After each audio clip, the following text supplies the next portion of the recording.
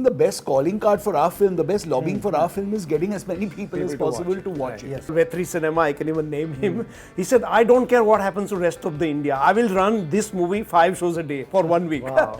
It's a very profound film. Right. It's a very funny film at the same time. It's very moving. It has all those things that we go to the cinema to enjoy. I've done film kind of in an outsider way. I didn't fit into any box, neither Hollywood nor Bollywood or Tollywood, whatever we want to call it.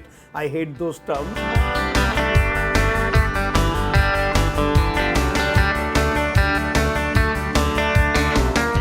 When Dheer and Nalin came to me with the film in an early stage, I sort of fell in love with it and I said I had to be involved with it.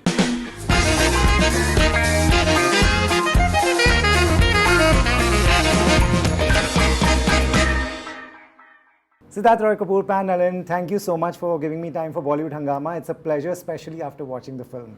Thanks for having us. It's an important film, so this is an important interview. I'll start with you. I genuinely love the film. You know, the way it's shot, obviously, and then I read about you, Nalin, and then I could make out that a lot of it is your childhood and your story. How much of it is your story? I would say a lot of it, there are like 2 stories, I would say most of the story is mine, and the later part of climax is story of my friend who used to be projectionist. Okay.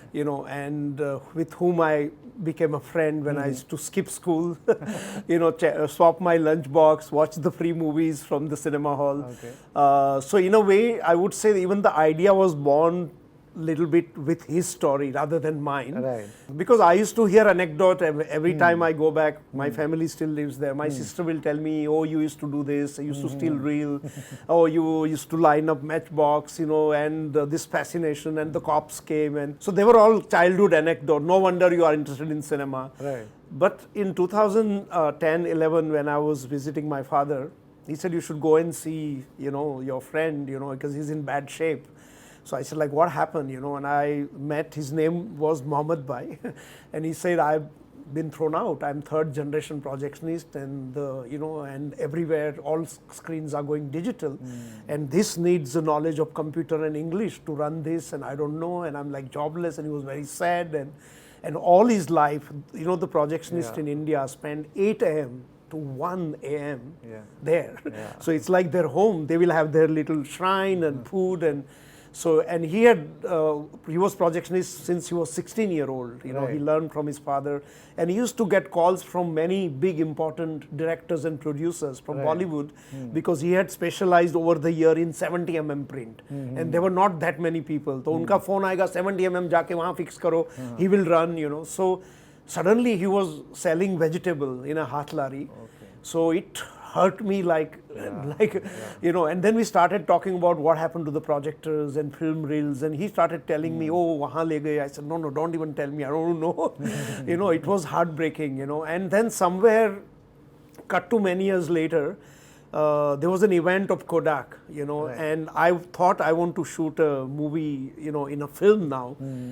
And one of the producers told me that, who do you think? Christopher Nolan, no budget for film. And it struck me that when did the film become so elite? I used to play as a kid with it, Now it's untouchable, this material. Yeah.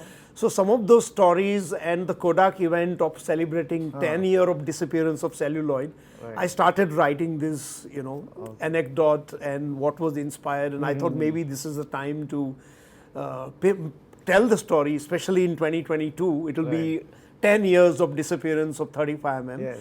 But as I worked more on it, it became something else, much more emotional journey, and many other aspects came out of my family and of the single screen cinema hall. I only watched popular cinema. I didn't even know Hollywood existed as a kid. So, that became an integral part of the film. Right. All that he's saying is very much a part of the movie, so we'll come back to that. Siddharth, one thing is business. One thing is to back a story like that for the emotions of it, for the love of cinema. Where were you when you were saying yes to this? I think we can all recall that moment when we were first dazzled by a movie. When you were a kid in that darkened cinema hall and were just amazed that you could be having this experience. I think we've all, whether you're from the film business or not. Right.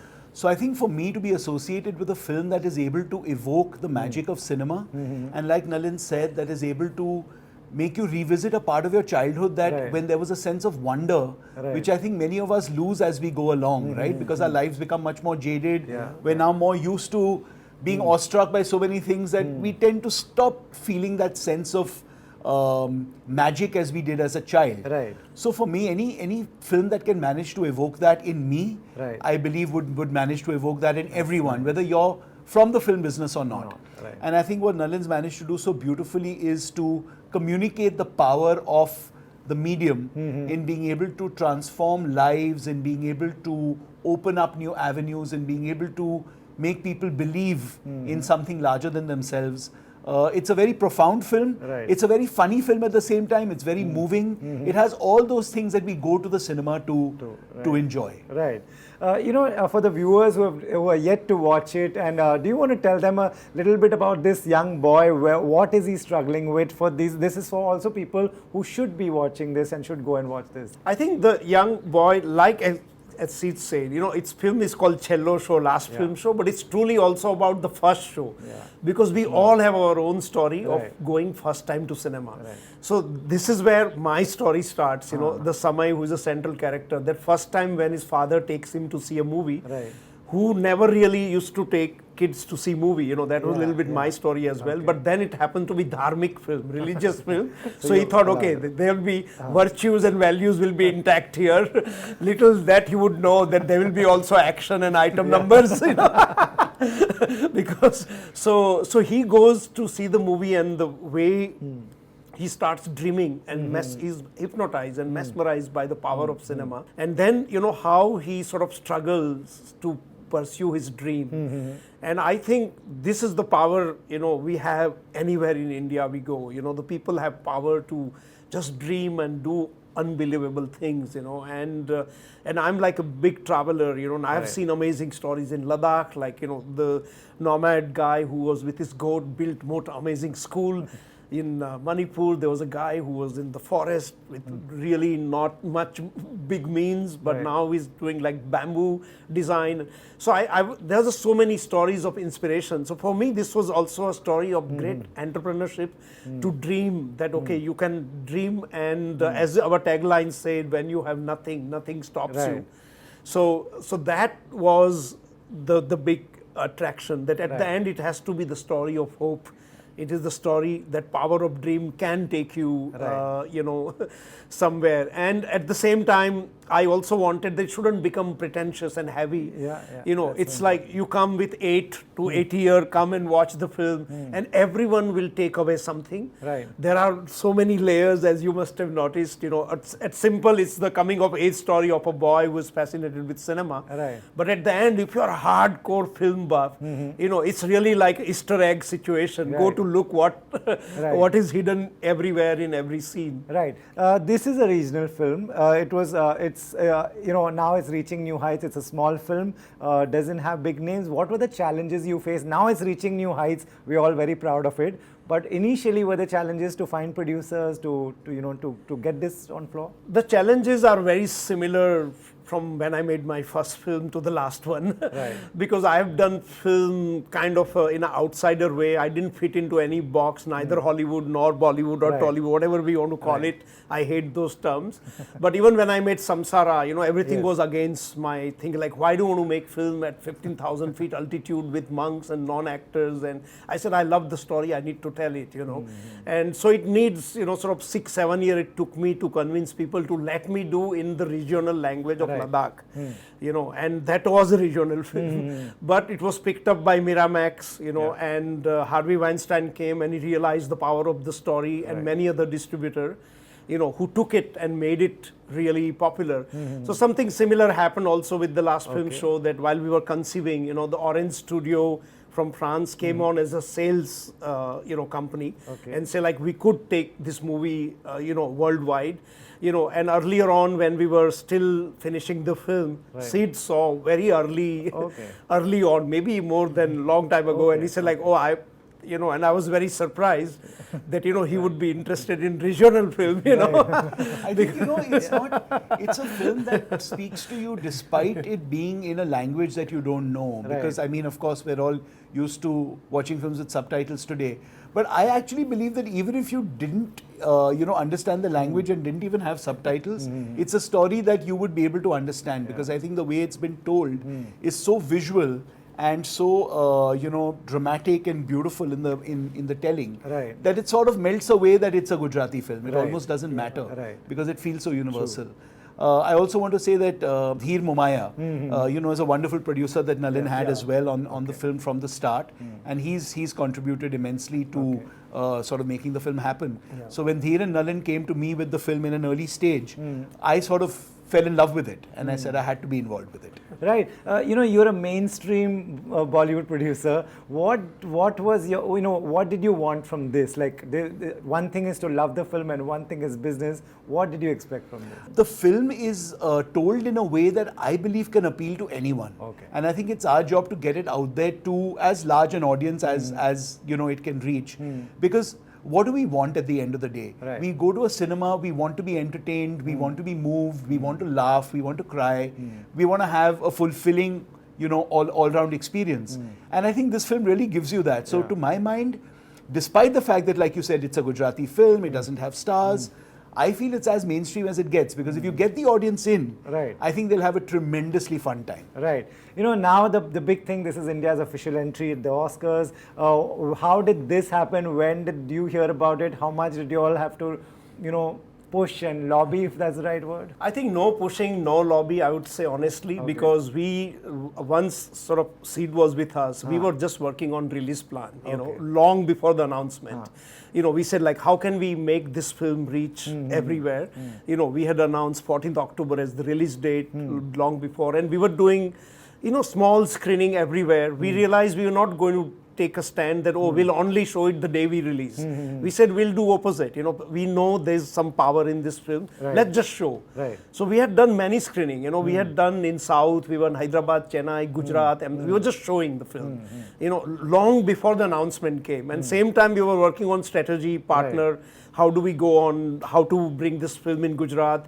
So general impression was that, this should come everywhere, like even in South, some of the distributor, at least one exhibitor was in the film. He told me, it's called Vetri Cinema, I can even name him. He said, I don't care what happens to rest of the India. I will run this movie 5 shows a day for 1 week. Wow. So that is unheard of for me, for my kind of cinema. Like, so I said, are you sure? He said, no, I give you in writing now.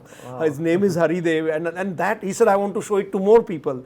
So that strength was already, we were getting such positive vibe. In Ahmedabad, we had another gentleman who owned many billboards. He said, don't worry about money, I'll give you. So that, was there.